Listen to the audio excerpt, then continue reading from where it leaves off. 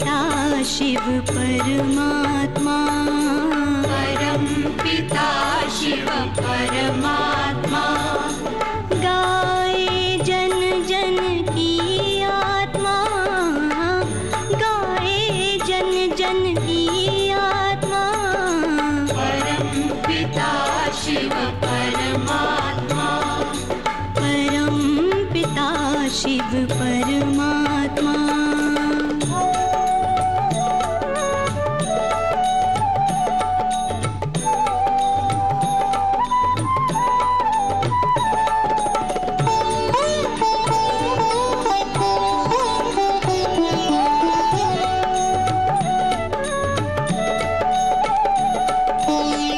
हम हैं बालक तुम हो बालक, हम है बालक तुम हो बालक, रखते ध्यान हमारा शिव, रखते ध्यान हमारा, ममता भरा अनूप रूप है ज्योति स्वरूप तुम्हारा। हम करते हैं जब जब भूले, तुम करते हो सदा क्षमा। परम पिता शिव परमात्मा, परम पिता शिव परमात्मा।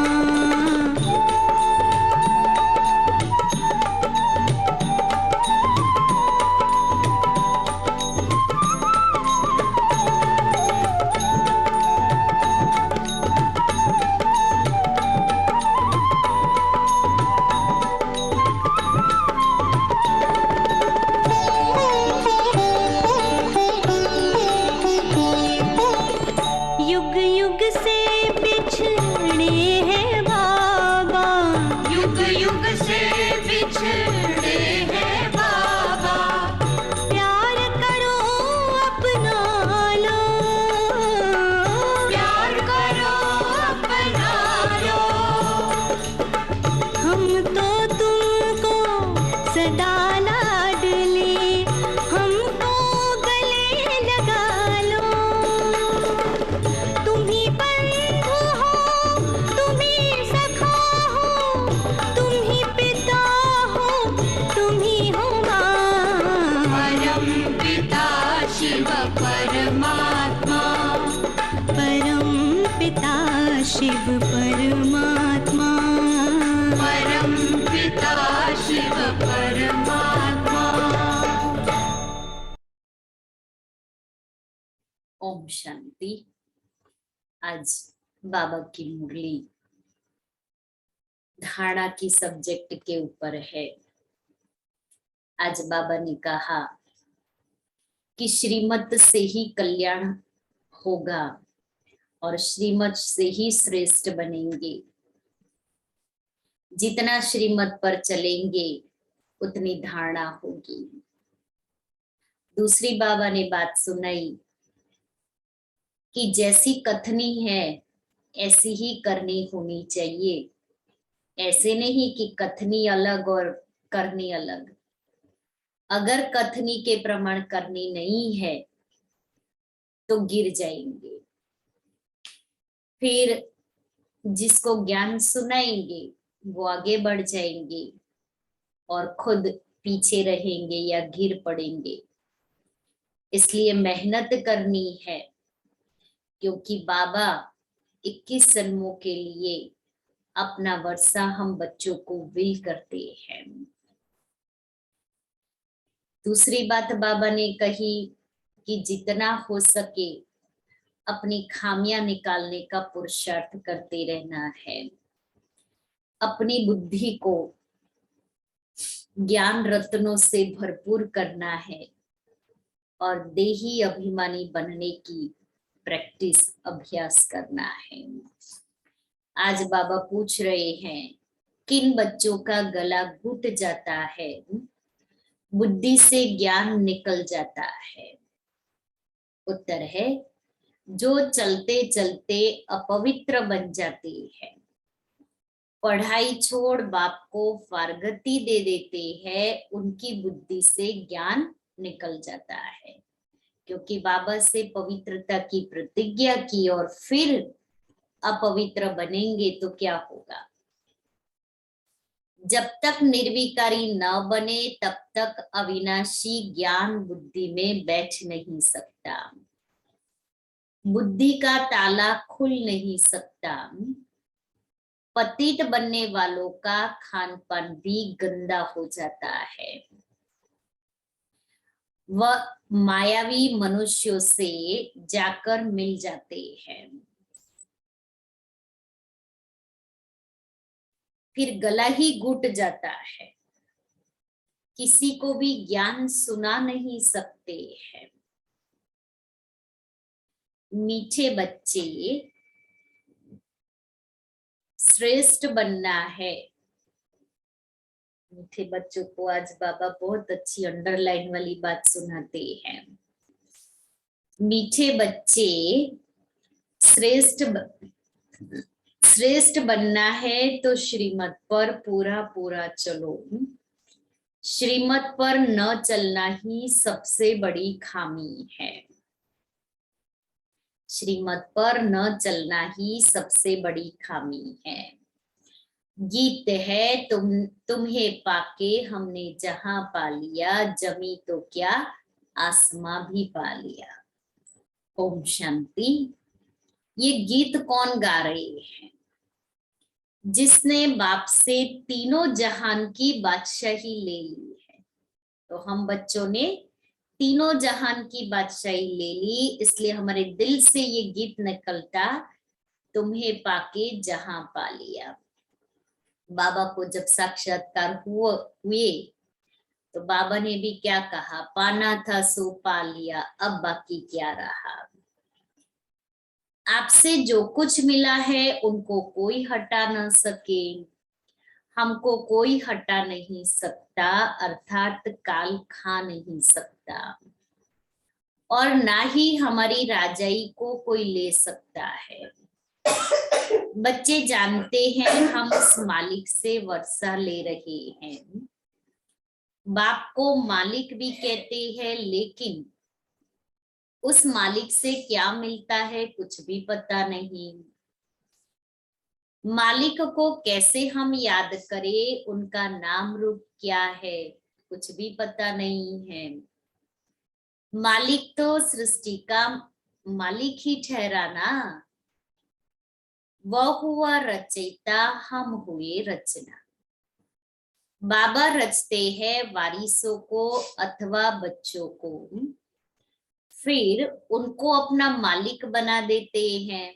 बच्चों को पहले एडॉप्ट करते हैं, फिर वर्षा दे करके बच्चों को मालिक बना देते हैं, खुद नई दुनिया के मालिक नहीं बनते। बच्चे फिर बाप के मालिक बन जाते हैं। बाप को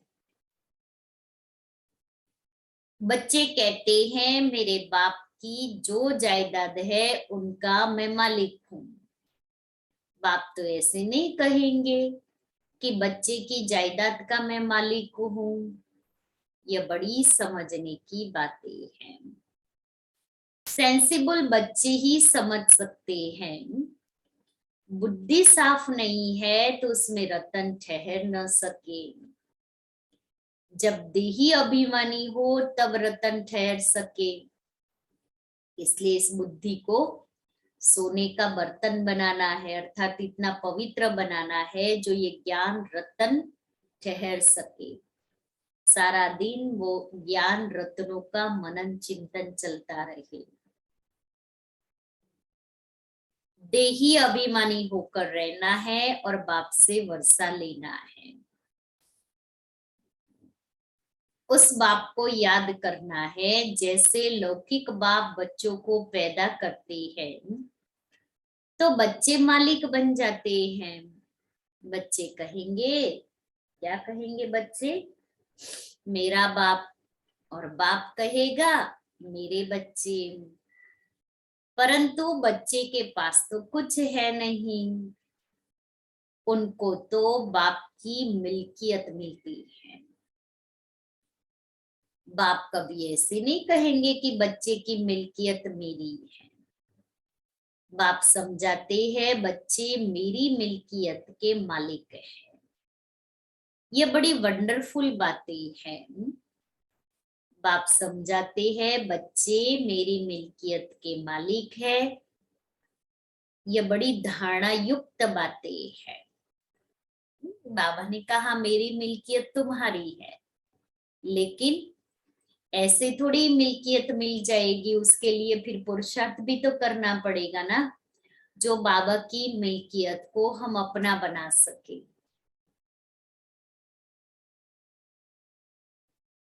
धारणा नहीं होती क्योंकि खामियां हैं। धारणा करेंगे तब बाबा की जो मिल्कियत है वो मेरी हो जाएगी।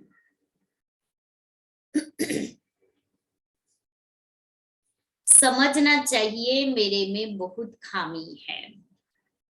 नंबर 1 खामी है जो श्रीमत पर नहीं चलते हैं। नंबर 1 खामी है जो श्रीमत पर नहीं चलते हैं। श्रीमत से ही श्रेष्ठ बनना है, श्रीमत राजयोग सिखाती है। अब बाबा ने ऐसी कौन कौन सी श्रीमत दी है जिस श्रीमत पर चलने से हम श्रेष्ठ बनते हैं? तो उसकी एक लिस्ट निकाले मनन चिंतन करके कि बाबा ने कौन कौन सी श्रीमत मुझ आत्मा को दी है। श्री माना निराकार भगवानुवाच, इसलिए हम प्रश्न पूछते हैं कि ज्ञान सागर पतित पावन परमपिता परमात्मा से तुम्हारा क्या संबंध है? यह बहुत बड़े बड़े बोर्ड पर लिख देना चाहिए। परमात्मा है स्वर्ग का रचयिता, तो जिनका परमात्मा से संबंध होगा वह भी जरूर स्वर्ग का मालिक बन ही जाएगा। बाप आकर बच्चों को सलाम करते। देखो तो इतनी बड़ी हस्ती और हमें सलाम करे। सलाम मालेकम बच्चे। बच्चे कहते हैं मालेकम सलाम। हम तो सिर्फ ब्रह्मांड के मालिक है, तुम ब्रह्मांड और विश्व दोनों के मालिक बनते हो। इसलिए बाबा बच्चों को डबल सलाम करते हैं। देखो इतनी बड़ी हाईएस्ट अथॉरिटी, कितना निर्माण बन करके हम बच्चों को सलाम करते हैं। एक ही बेहद का बाप तुम्हारी कितनी निष्काम सेवा करते हैं। लौकिक बाप निष्काम नहीं करते हैं, वो तो उसके अंदर तो आश होती है कि हम बूढ़े होंगे ना तो ये बच्चा मेरी सेवा करे, और इसीलिए तो क्या करते हैं, इकट्ठा करते जाते हैं, फिर वो सारी प्रॉपर्टी बच्चे को देते हैं। अब सोचो कि वो बच्चा सेवा करेगा या नहीं करेगा, क्या पता। आज के समय के अनुसार आप सोचो। और ये बाबा तो हमारी कंफर्म्ड है कि सेवा करेगा ही करेगा ये बच्चा। तो उनको आश रहती है हम वानप्रस्थ अवस्था में जाएंगे तो बच्चे हमारी सेवा करेंगे। असूल यह कायदा था, बच्चे बाप की सेवा करते थे। आजकल तो पैसे उड़ा देते हैं। माँ बाप ने कितनी मेहनत से अपना बैंक बैलेंस किया हुआ होता है, और माँ बाप को भी बच्चों में इतना मोह होता है, सब बच्चों के नाम पर कर देते हैं। फिर जब उनको जरूरत होती है तो बच्चे पैसे, बाप ने मेहनत की इतनी और बच्चे पैसे उड़ा देते हैं। तुम बच्चे जानते हो हमको ऐसी बादशाही मिलती है बाप से। लक्ष्मी नारायण के लिए भी लिखो कि इन्हों को जानते हो, इन्हों को यह स्वर्ग की बादशाही किसने दी? जरूर स्वर्ग स्थापन करने वाला ही देगा। पुरानी दुनिया हो तब तो नई दुनिया स्थापन करें। तो लक्ष्मी नारायण ने यह वर्षा पाया श्रीमत पर चलने से। श्रीमत राजयोग और सहज ज्ञान सिखलाती है। जिनको समझाते हैं वह राजा बन जाते हैं। पहले नंबर में श्री कृष्ण, उसने ऐसा क्या कर्म किया जो अपने माँ बाप से भी जास्ती मर्तबा पाया। ऐसा कौन सा पुरुषार्थ किया श्री कृष्ण ने जो माँ बाप का इतना गायन नहीं है जितना बच्चे का गायन है। जितना बच्चे को प्यार करते हैं उतने कृष्ण के माँ बाप को कोई नहीं करते। वह महाराजा महारानी कहाँ थे जिनके पास कृष्ण का जन्म हुआ? जब तक निर्विकारी होकर नहीं रहेंगे तब तक अविनाशी ज्ञान बुद्धि में बैठ नहीं सकता। Double underline. जब तक हमारी मनसा पवित्र नहीं है, वाणी, तो बाबा कहता है जब तक हम आत्माएं निर्विकारी होकर नहीं बैठेगी तब तक ये ज्ञान रतन बुद्धि में ठहर नहीं सकते। बुद्धि का ताला खुलता ही तब है जब पवित्र रहते हैं। इसलिए सारा आधार पवित्रता के ऊपर है। चाहे ज्ञान रत्नों को लेना, समझना, उस ज्ञान रत्नों को धारण करना और उस ज्ञान रत्नों के आधार पर प्रैक्टिकल जीवन बनाना और भविष्य का पद, ये सब पवित्रता के आधार पर है। फाउंडेशन ही इस ज्ञान का पवित्रता है। और जब तक फाउंडेशन पक्का नहीं है तब तक उसके ऊपर हम बिल्डिंग कैसे बना सकते। तो बाबा हम बच्चों की पवित्रता की फाउंडेशन को पक्का कर रही है।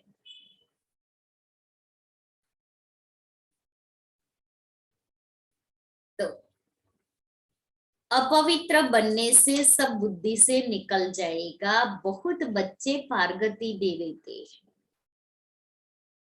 पढ़ाई को ही छोड़ देते हैं, वह फिर कभी किसको ज्ञान सुना न सके। आए, पवित्र बनने का पक्का वायदा किया, पवित्र बने, ज्ञान सुना सुनाया, लेकिन फिर अपवित्र बने तो किसी को ज्ञान सुना नहीं सकते।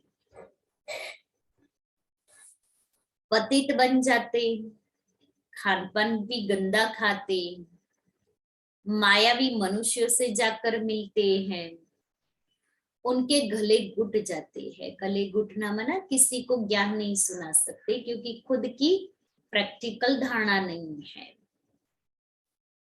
यह बात भी शास्त्रों में है। वृंदावन में रास आदि होती थी, मना कर देते थे किसको सुनाएंगे तो गला घुट जाएगा। है यह ज्ञान की बात। उन्होंने फिर वो स्थूल रास बता दी है कि पूनम के चंद्रमा की रोशनी में कृष्ण, राधा और गोपियां रास करती थी। तो आधी रात को गोपियां अपने घर से निकल करके, कृष्ण की बांसुरी बजती थी तो गोपियां आधी रात को अपने घर से निकल जाती थी रास करने के लिए। और वो रास का जो अतीन्द्रिय सुख है वो तो वही जाने। और फिर कहते थे अगर इसका वर्णन किया जो सुख अपने तो गला घुट जाएगा। बाबा कहते ये शास्त्रों की बात है और यहाँ ये है ज्ञान की बात।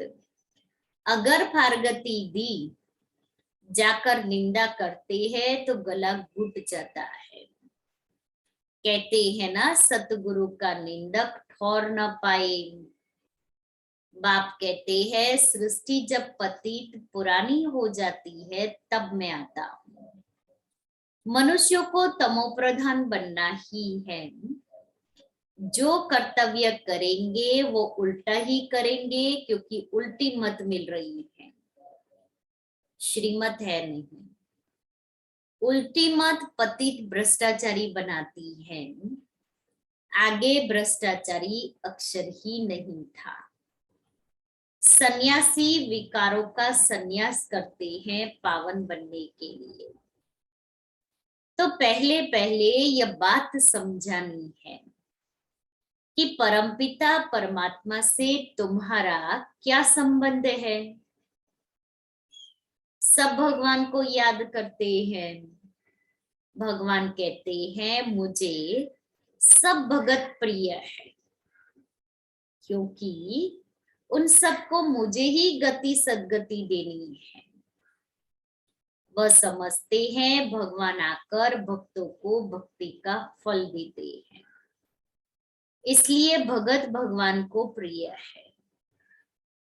बाबा समझाते हैं तुमने दुर्गति को पाया है, अब मैं सद्गति देने आया हूं। भक्ति के बाद भगवान को आना है जरूर, मुझे तुमको ही पहले भक्ति का फल देना पड़ता है, क्योंकि सबसे जास्ती भक्ति हमने ही की है।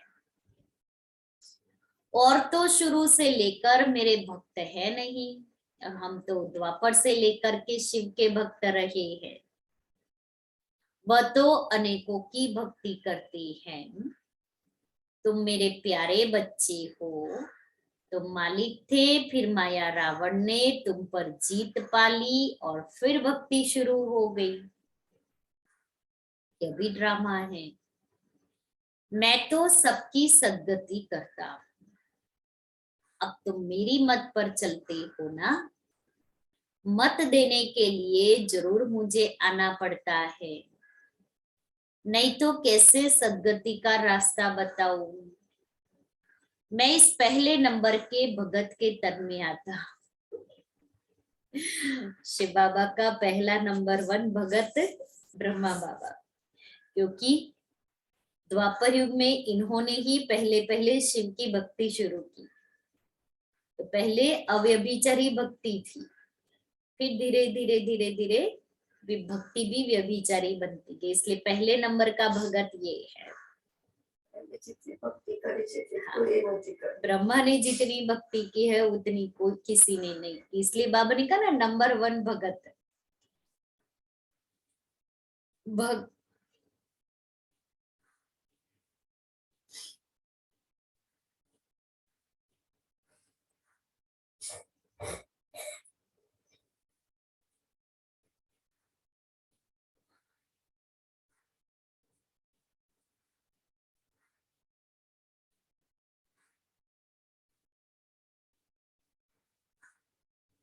यह है नंदीगण, यह है नंदीगण। शिव के मंदिर में सामने नंदीगण रखते हैं और उसका मुख शिवलिंग की तरफ होता है।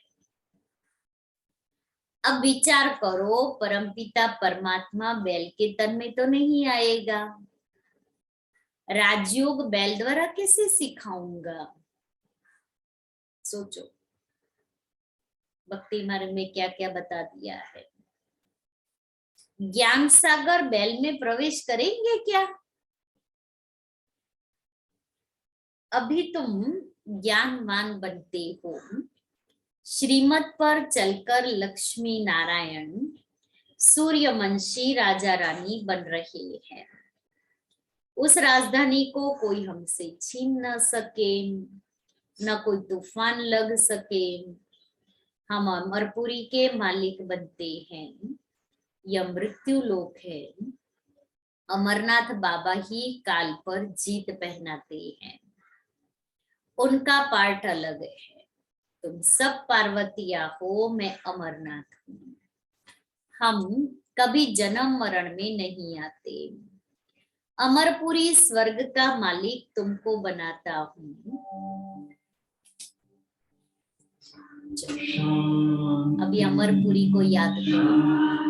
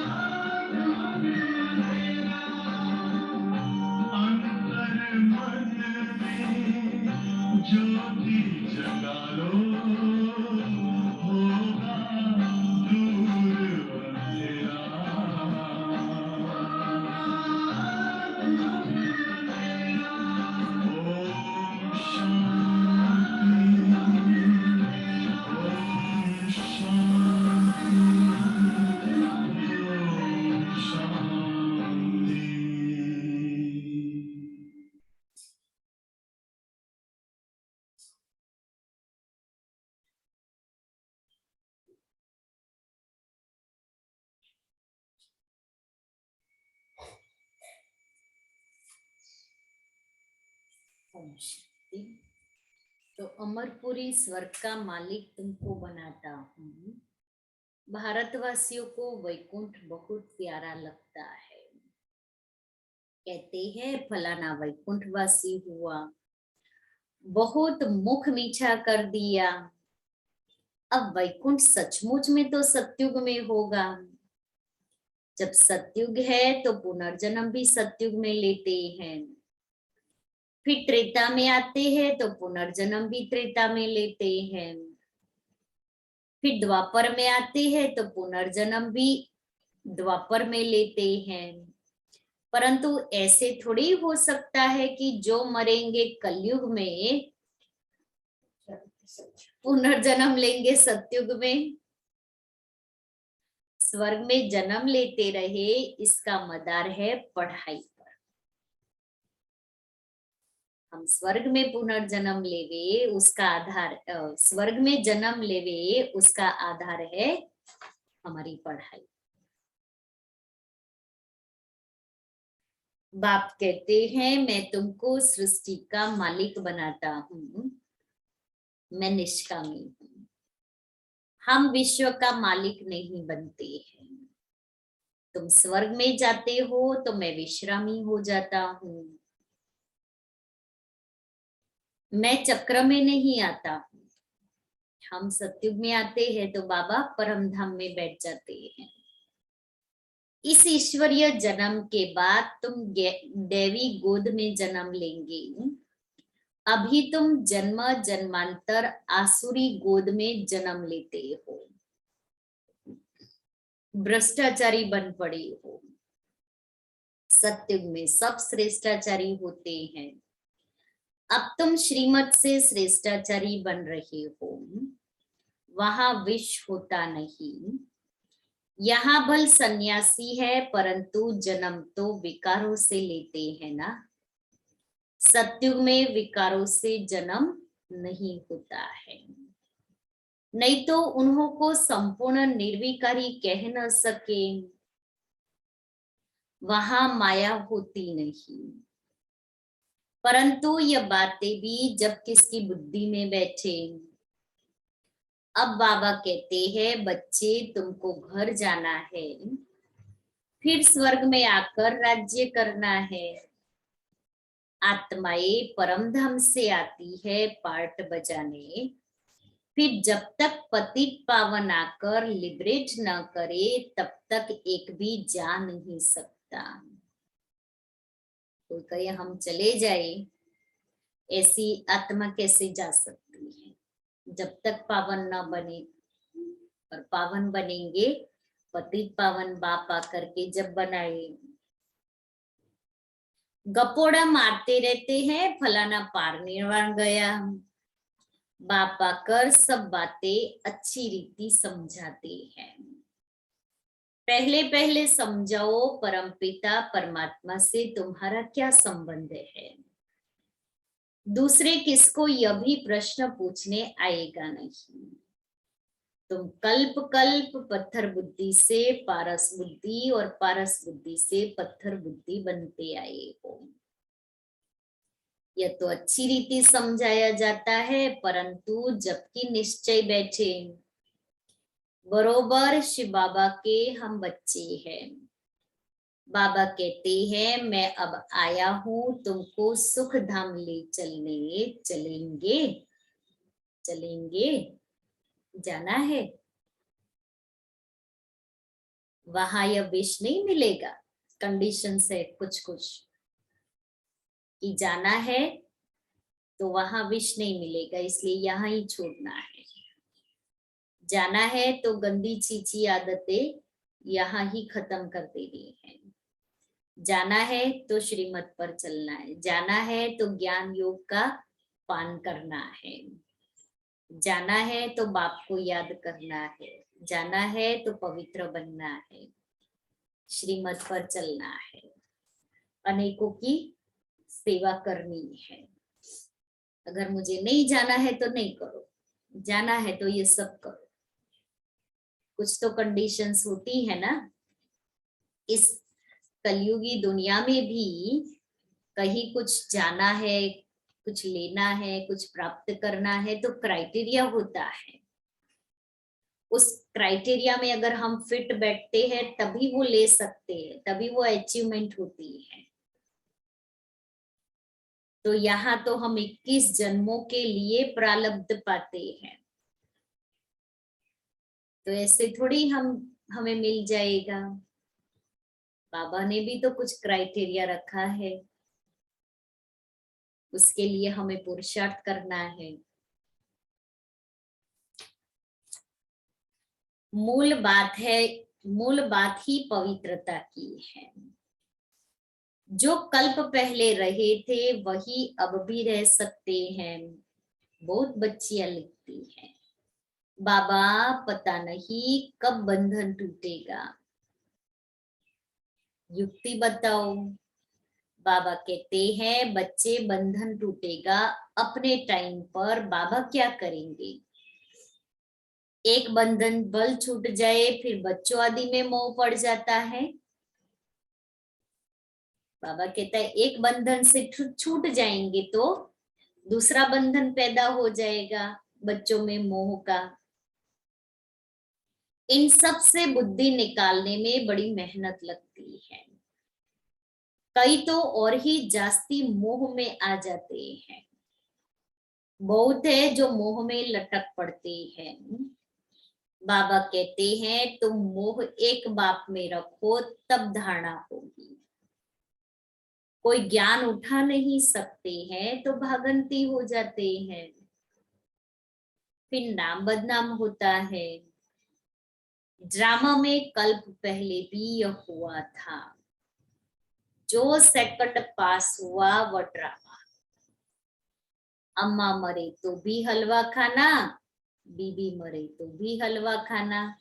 मना कैसी भी ड्रामा में सीन आए, बाबा कहते हैं उस सीन को पास करके हर्षित रहना है अंदर से। कच्चे को थोड़ा झटका आता है, कोई शरीर छोड़ देता है, तो बाबा कहता है जो कच्चे बच्चे होंगे ना उसको झटका आएगा। बहुत सन्यासी भी ऐसे होते हैं, नहीं ठहर सकते हैं तो गृहस्थ में चले जाते हैं। चलन ही ऐसी होती है, चलन ही ऐसी होती है। यहाँ तो एक ही मुख्य बात है, हम भी उस बाप से वर्षा ले रहे हैं, तुम भी उनको पिता समझते हो, आकर स्वर्ग का वर्षा ले लो पिता से। एक ही बात है, सेकंड में जीवन मुक्ति। पिछाड़ी में थोड़ा ही समझाने से मनुष्य झट समझ जाएंगे, क्योंकि समय ही ऐसा होगा, ज्यादा तो वो लोग लेंगे नहीं ज्ञान।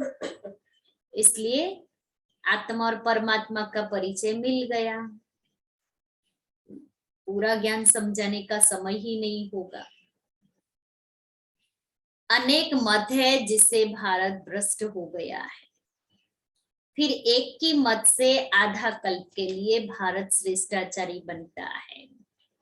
श्रेष्ठ जरूर बाप ही बनाएंगे, सबको पार ले जाने वाला एक ही बाप है, तो जरूर कोई डुबोने वाला भी होगा।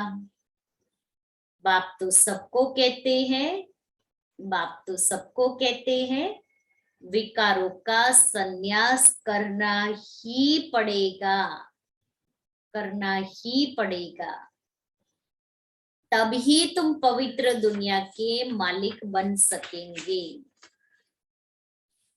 बाबा ने तो कह दिया कि बिगर पवित्र बने स्वर्ग के मालिक नहीं बन सकते, बनना ही पड़ेगा, चाहे प्यार से बने या मार से बने।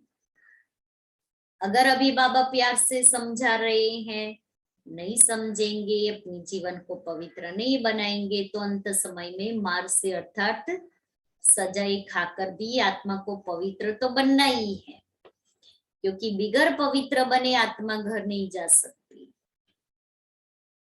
बाबा वर्षा दे रहे हैं, ढेर ब्रह्मा कुमारियां है, तुम भी बीके हो, वर्षा रूहानी बाप से मिलता है। कितना सहज है, परंतु कोई की सिर्फ कथनी है, करनी नहीं, तो कोई को तीर नहीं लगता है। कथनी है अर्थात ज्ञान सुना लेते हैं, मुख से कह देते हैं, लेकिन करनी अर्थात प्रैक्टिकल जीवन में वो बातें नहीं है। तो फिर हम किसी को भी समझाएंगे ना, तो वो तीर नहीं लग सकता है। कथनी से भल और किसका भला हो जाएगा। ज्ञान सुनाया तो जिसको सुनाया उसका भला हो जाएगा, परंतु खुद की करनी नहीं है तो गिर पड़ेगा। प्रैक्टिकल लाइफ में वो ये ज्ञान नहीं है, तो कोई बात आई, कोई परिस्थिति आई, कोई समस्या आई, तो वो गिर पड़ेगा, क्योंकि आत्मा में ताकत नहीं है। अब ताकत नहीं है तो क्या होगा, कमजोर हो जाएंगे। जिनको ज्ञान देंगे वह चढ़ जाएगा, खुद गिर पड़ेगा। ऐसे भी बहुत है। बाबा बच्चों को पूरा वर्षा विल कर देते हैं, अब तुम लायक बन स्वर्ग के मालिक बनो। अच्छा, मीठे मीठे सिक्के लेते बच्चों प्रति माता पिता बाप दादा का याद प्यार और गुड मॉर्निंग। रूहानी बाप की रूहानी बच्चों को नमस्ते। हम रूहानी बच्चों की रूहानी बाप दादा को याद प्यार गुड मॉर्निंग और नमस्ते। धारणा के लिए मुख्य सार, श्रेष्ठाचारी बनने के लिए अपनी सब खामियां निकाल सदा श्रीमत पर चलना है। बुद्धि में ज्ञान रत्नों की धारणा देही अभिमानी बनकर करनी है। दूसरा है अपनी कथनी और करनी एक करनी है। ज्ञान की धारणा के लिए सबसे मोह निकाल एक बाप में ही मोह रखना है। वरदान है बाप दादा के साथ द्वारा माया को दूर से ही मूर्छित करने वाले माया जीत जगत जीत भव। जैसे बाप के स्नेही बने हो ऐसे बाप को साथी बनाओ तो माया दूर से ही मूर्छित हो जाएगी। शुरू का जो वायदा है, कौन सा वायदा? बाबा के बने तो बाबा से वायदा किया था, तुम ही से खाऊं, तुम ही से बैठूं, तुम ही से रूह को रिझाऊं। इसी वायदे प्रमाण सारी दिनचर्या में हर कार्य बाप के साथ करो तो माया डिस्टर्ब कर नहीं सकती, उसका डिस्ट्रक्शन हो जाएगा। तो साथी को सदा साथ रखो। साथ की शक्ति से व मिलन में मगन रहने से माया जीत जगत जीत बन जाएंगे। स्लोगन है अपनी ऊंची वृत्ति से प्रवृत्ति की परिस्थितियों को चेंज करो।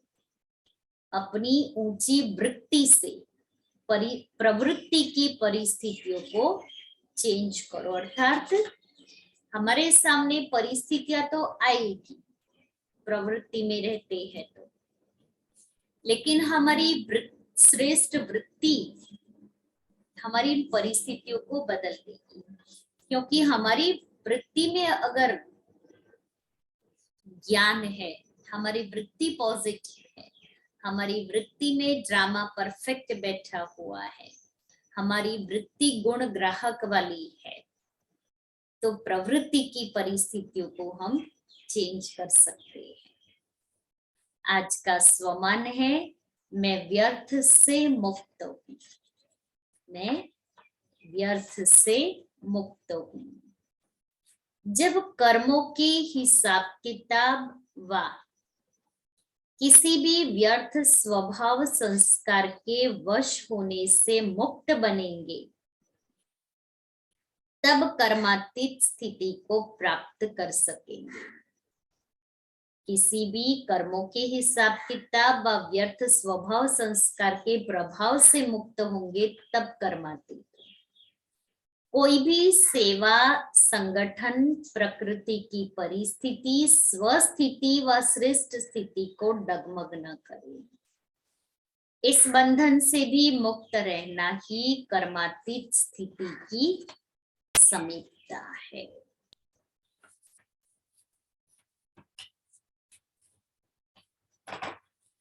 दादी जानकी जी का क्लास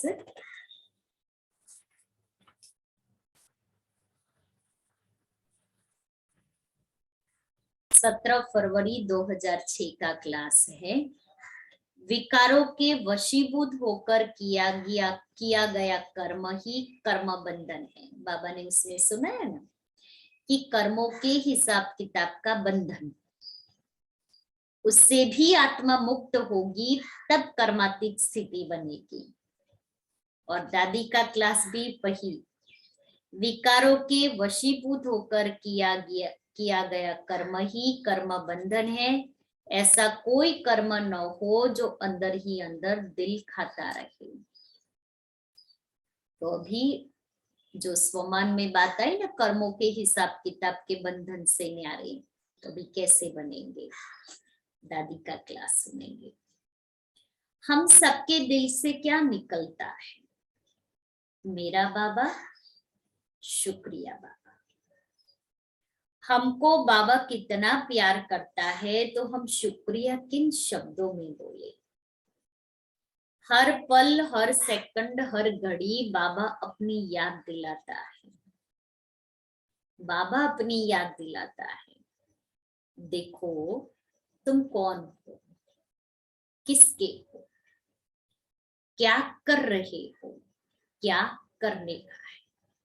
4 बातें। तुम कौन हो, हम आत्मा है। किसके हो, बेहद के बाप के बच्चे। क्या कर रहे हो, अभी हम अपने को लायक बना रहे हैं, विश्व कल्याणकारी का कर्तव्य निभा रहे हैं। क्या करने का है, संपूर्ण कर्मातीत बनने का है। बाबा ने इतनी सारी रोशनी दी है, आंख खुल गई है। तो अपने को देखो, अपने को देखो, बाप को देखो और समय को देखो। 3 बातें। अपने को देखो, मुझे क्या करना है, क्या बनना है। बाप को देखो, बाबा मुझे क्या बना रहा है, बाबा मुझे किस दृष्टि से देख रहा है। तीसरा, समय को देखो, ये समय का साइकिल कैसे चल रहा है, समय कैसा चल रहा है, इस समय में मुझे अभी क्या करना है। इतनी समझ आने के बाद 3 बातें देखनी है। इतनी समझ आने के बाद जो कुछ किया है, जो कुछ हो गया है, उसको याद नहीं करो। Past is past. बाबा ने ये बहुत सहज विधि बताई है, नहीं तो जो कुछ हो जाता है वो भूलता नहीं है। कोई गलत काम जिन्हों के साथ होता है वह भी भूल नहीं सकते हैं। तो जब तक खुद को माफ नहीं किया है या औरों को माफ नहीं किया है, तब तक भूल नहीं सकता है। बाबा को सामने रखते खुद के लिए माफी मांग लो। उसके बाद कोई ऐसा काम नहीं करो जो फिर से भूलने की प्रैक्टिस करनी पड़े। अच्छी बात दादी ने सुनाई कि बाबा को सामने रखते खुद के लिए माफी मांग लो कि बाबा मेरे से ये भूले गलतियां हो गई जाने अनजाने में। बाबा से माफी मांग लो, बाबा माफी दे देंगे। उसके बाद में ऐसा कोई फिर कर्म न हो, कोई काम हम न करे जो दोबारा से मुझे उस भूल की माफी मांगनी पड़े, कि रोज भूले करते रहे और रोज माफी मांगते रहे। बाबा नहीं चलाएगा ऐसे। अभी बाबा ने ऐसी समझ दी है कि तुमने किसी के साथ कुछ गलत किया है तो उससे माफी ले लो। किसी मनुष्य से हमने कोई ऐसा व्यवहार मेरे से हो गया तो माफी ले लो। अगर किसी ने तेरे से किया है तो उसे माफ कर दो। किसी ने मेरे साथ कोई गलत व्यवहार किया है तो मैं उसको माफ कर दूं। भूल जाओ। जब तक मन में कुछ खाता है यहाँ, तो बाबा को याद करने से शांति नहीं मिल सकती। याद करने बैठेंगे ना, वही बातें याद आएगी, वही व्यक्ति याद आएगा। भले वह शांति से बाबा को याद भी नहीं कर सकता, भले कितना भी योग लगाता रहे। इसलिए भगवान कहता है बीती को भूल जा, वो भुलवाता है और हम याद करें, यह समझदारी नहीं है।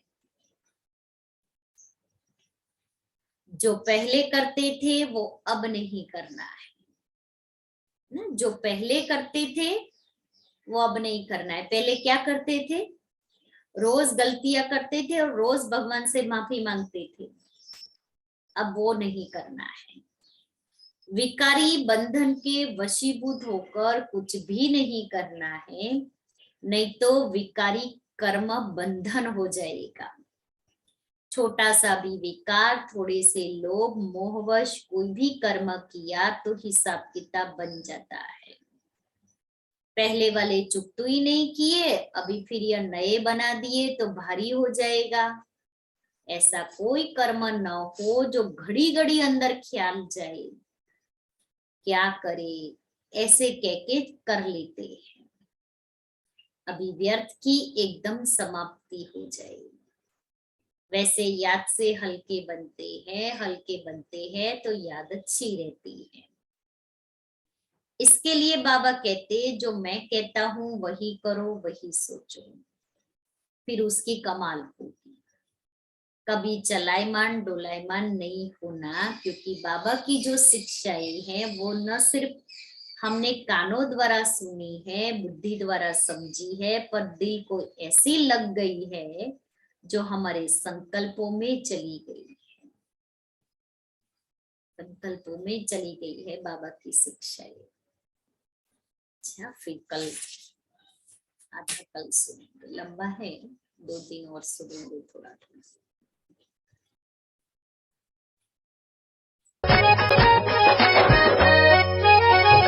ले लो मुरली गुरु का गहना है, आत्म अभिमानी बन के रहना है। ले लो मुरली गुरु का गहना है, आत्म अभिमानी बन के रहना है। ये मुरली शिव की गीता है, व्यक्त अव्यक्त आत्म सीता है। ये मुरली शिव की गीता है, व्यक्त अव्यक्त आत्म सीता है।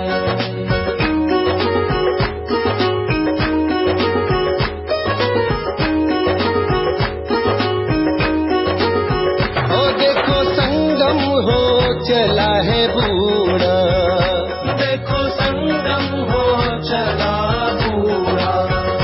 लक्ष्य पूरा करो है अधूरा, लक्ष्य पूरा करो है अधूरा। देखो दृष्टि के समझो इशारे, गुलजार प्रभु के तुम दुलारे। शिव ब्रह्मा समान तुम्हें बनना है, आत्म अभिमानी बन के रहना है।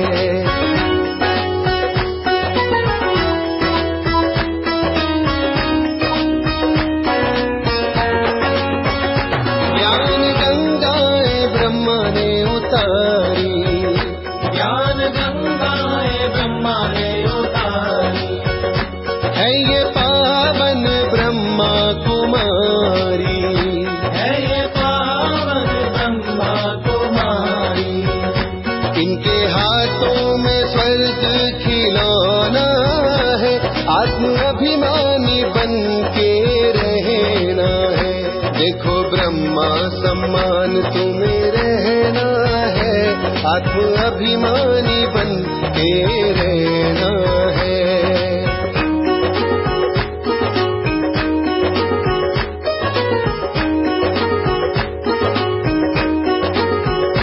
कुंभकर्णों को मुरली ने जगाया, कुंभकर्णों को मुरली ने जगाया। रावण माया है क्या समझाया, रावण माया है क्या समझाया। तुम जलाओ मन विकारों की होली, शिव साजन है हमारा हम जोली। ये पारस लोहे को करती सोना है, आत्म अभिमानी बन के रहना है।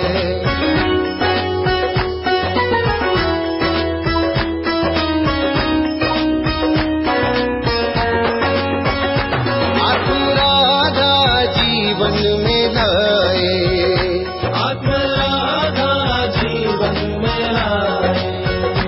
लाखों कंसों को कृष्ण बनाए, लाखों कंसों को कृष्ण बनाए।